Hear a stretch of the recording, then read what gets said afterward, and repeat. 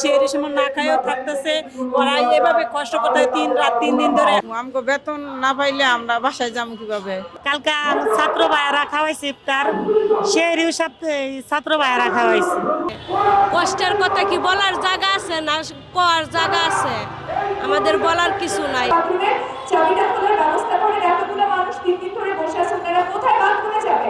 তারা কোনো ধরনের কর্ণপাত করলেন না। পরবর্তীতে দেখা গেল যে এই কিছু দূরে 2জন সিকিউরিটি গার্ড এবং ওনারা আপনাদের মতো শ্রমিক, ওনারা ব্যবস্থা করে দিলেন। আপনারা যারা গতকাল ওখানে গিয়ে বাথরুম করছেন আপনারা জানেন যে 2জন শ্রমিক মানুষ এগিয়ে এসে শেষ পর্যন্ত এত বড় বড় কোম্পানি, এত বড় বড় বিল্ডিং করে কোনো লাভ হলো না।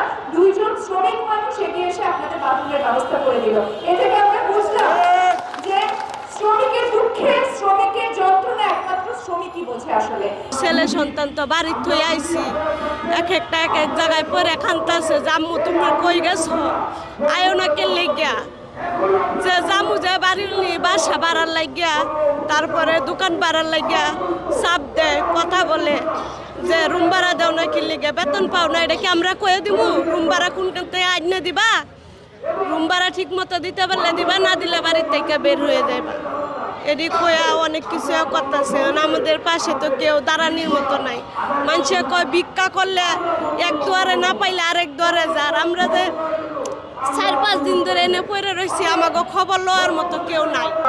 আমাদের শ্রমিক ভাই বোনেরা আমাদের ইফতারির সময় কেউ ইফতারি পানি খায়, ইফতারি করেছে, অনেকে ইফতারি পায়, এভাবে থাকতেছে, না খায়া থাকতেছে, কেউ হাতে টাকা নাই, কোনো কিছু কিনতে পারে নাই। এই সন্ধ্যা রাতে ভাত খা, 20 টাকার ভাত খায়া এভাবে জীবন বাঁচাইতেছে, সে সময় না খায়ও থাকতেছে।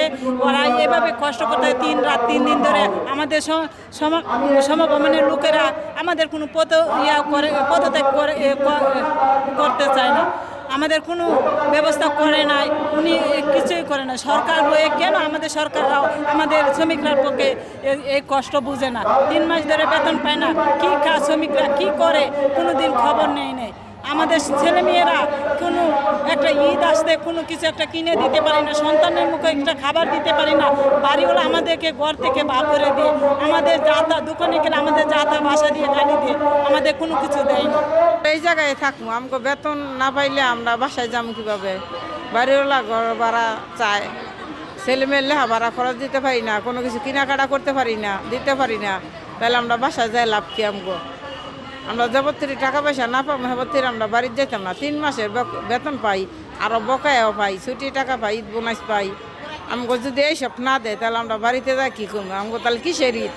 ছেলে মেয়েরা যদি কিছু না দিতে পারি, একটু সেমাই চিনি যদি নাই কিনতে পারি, তাহলে আমাকে কিসের ঈদ? সেই সময় আমরা তো অসময় যাবো, তাও এটার তালা বন্ধ, বাতি বন্ধ, মোবাইলে লাইট দিয়ে আমরা সেই খাইছি।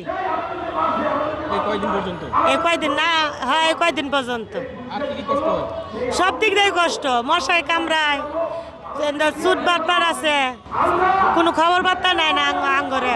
আমরা কি আলে আছি না আছি, কোনো খবর বার্তা নাই না, আমরা অনেক কষ্টই আছি।